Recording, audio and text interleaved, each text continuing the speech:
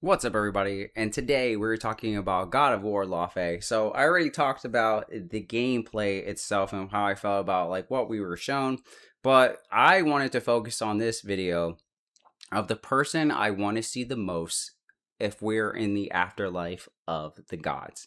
Now, of course, a lot of people want the Greek pantheon. Of course, the more the many, the more the of course, the more the merry. That's what it is. Of course, the more the merry, right? But if we only got like a handful or just like one, right? I think, or just in general, if we're going to get Greek gods, I think the number one pick has to be Athena. Now, I know why not Ares? Why not Zeus? Great question. So for me, the reason I want Athena the most is because if you remember in God of War 3, she turns into a ghost and her answer for this was like, oh, well, I sacrificed my life for like a just cause, so I was like able to come back from the dead or whatever. Athena, I have missed you, Spartan. I...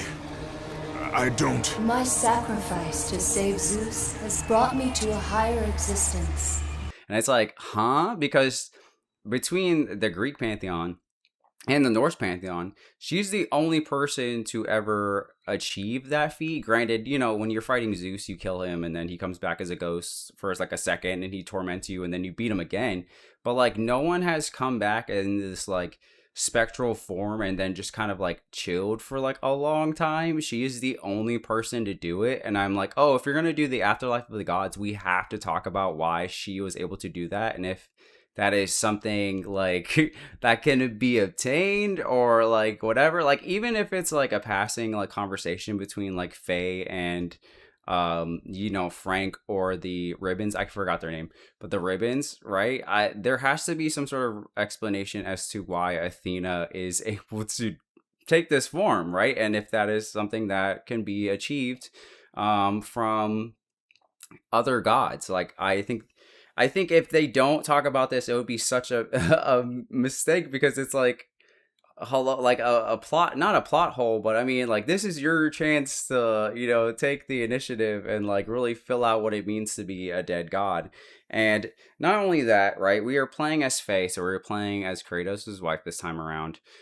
We know that she knows that he's killed some gods before, but I find it so interesting to hypothetically think of for Faye to run into Athena and her kind of have this conversation with Faye being like, your husband did wrong and killed some gods and stuff before, but like do you really understand how much of a monster he used to be? And I can imagine these side quests, right? In the 2018 you would go around and you would kind of get those stories of those ghosts. Like imagine if Athena just kept popping up and then there would be these optional collectibles of like you have to climb and maybe do a puzzle or something just to get like this orb that is a flashback of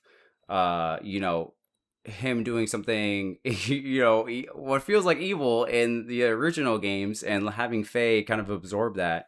And not only is it kind of like way to introduce what happened to newer players who maybe only played the newer games, right? But it is Faye really understanding like how bad things used to be and how much Kratos it really is trying to change. Like if she saw, him plucked out Poseidon's eyes or tearing off Hermes' legs and then stealing his Tims or whatever, or his boot or his shoes. I don't know why I said Tims. And then when he rips off Helios's head and then uses it as a lantern, and what does that mean to Faye and to know like how far he's come and like to really see his brutality, and what does it mean to love someone even though they might have had a terrible past. And I think that could just be like a cool way for them to not only bring Athena into the story but also kind of like pad out more of Faye's kind of history with Kratos and like what he's been through. I think that Athena is the best choice because she's been there from kind of the beginning, right? When you go to God of War 1, he calls Athena after his service of like 10 years. He is the one that is like, or she is the one that he calls up, and he's like, oh, I'm done with this, and she sends him on the on the journey to go kill Ares, right? Athena! 10 years, Athena. I have faithfully served the gods for 10 years. When will you relieve me of these nightmares? We request one final task of you, Kratos. Your greatest challenge awaits in Athens, where even now my brother Ares lays siege as we speak. Athens is on the verge of destruction. It is the will of Ares my great city fall. Zeus has forbidden the gods from waging war on each other. That is why it must be you, Kratos. Only a mortal trained by a god has a chance at defeating Ares. And if I am able to do this, to kill a god, then the visions, they will end? Complete this final task, and the past that consumes you will be forgiven. And then you get to God of War 2, where Kratos kills Athena. And what was always interesting to me is, like, he doesn't like the gods, but you can tell that he feels bad that he killed Athena because she was kind of like low-key, like the homie a little bit. And this is also where he learns for the first time of, like, hey, you can't kill Zeus. He's also like your father. And she's the one to break the news to him that he is a demigod. No, Kratos! Stop! Athena! No!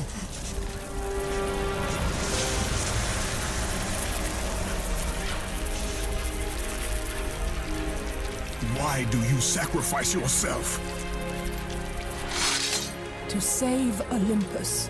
I do not seek to destroy Olympus, only Zeus. Zeus is Olympus. He brought this to himself. Because of fear, Kratos. A fear felt by his father, Kronos. A fear that wrought the Great War. A fear that drove Zeus to kill you. His own son. His son? Just as Zeus was compelled to destroy his father, Kronos. You are compelled to do the same. No son should destroy his own father. No, I have no father. God after God will deny you, Kratos. They will protect Zeus. Zeus must live so that Olympus will prevail. And then, of course, you know, you get to God of War 3, like I was talking about before, and this is where, you know, the whole time she is a ghost.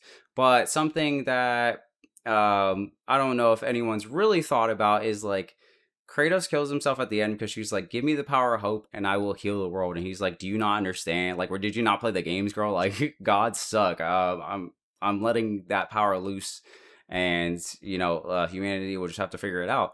And he kills himself, right? And so you have to think, like, he just left her there as a ghost. And as far as we know, or at least as far as I remember, she didn't really seem to have, like, powers. So she is just kind of like a ghost having to watch people, you know, rebuild the world. Like, maybe she can go and, like, you know, tell them what to do, but it doesn't really seem like she has, like, enough tangibility and, you know, resources to, like, snap her fingers and, like, rebuild houses or, you know, something like that. And so he just leaves her there. And then another thing to think about, and I was thinking about this when I was, like, you know, having this video in my head, and I was like, oh, God of War 4, when Kratos goes to finally get the Blades of Chaos, and you see Athena pop up, and she's, like, telling, you know, bringing up his past and everything. It's so interesting to be like, there could have been a bunch of gods showing up, right? As Kratos is sailing home, and they're all kind of, like, you know, giving him shit about who he used to be, right? But in this pivotal moment of, you know, having to get the blade so he can go save Atreus, and just kind of, like, you know, donning that old past, that version of him that he was kind of trying to let go altogether, the only person we see is Athena. And then you get that, you know, my favorite scene of the entire series. There's nowhere you can hide, Spartan. Put as much distance between you and the truth as you want. It changes nothing. Pretend to be everything you are not. Teacher, husband, father. But there is one unavoidable truth you will never escape. You cannot change. You will always be a monster. I know. But I am your monster no longer. You know, it's just interesting to me to be like, of everyone that could have popped up, it was only her. So he always has, you know, kind of a soft spot for her, and they always were kind of like acquaintances, I guess you could say. And so I truly think that, like, if we're gonna bring anyone back for this Fae game or Laufey game, whatever you want to call it, where we are in the afterlife, I think Athena is the number one pick. She has to be in this game. If she is not in this game, I'll be so fucking pissed, I'll tell you right now. But yeah, I do also hope that we get more of the pantheon, and we get, like, you know, story moments, you know, maybe some mini bosses of, you know, her having to deal with, you know, Kratos' past. But if we're going to deal with Kratos' past, again, why not bring in the number one god who's been with him the whole time, right? So I'm going to leave it at that. Let me know what you think down below. Did you even think of Athena as a good pick? Because I feel like a lot of people, I'm seeing a lot of suggestions, but I'm not seeing her. So let me know in the comments down below. Don't forget to like and subscribe. And until next time, peace.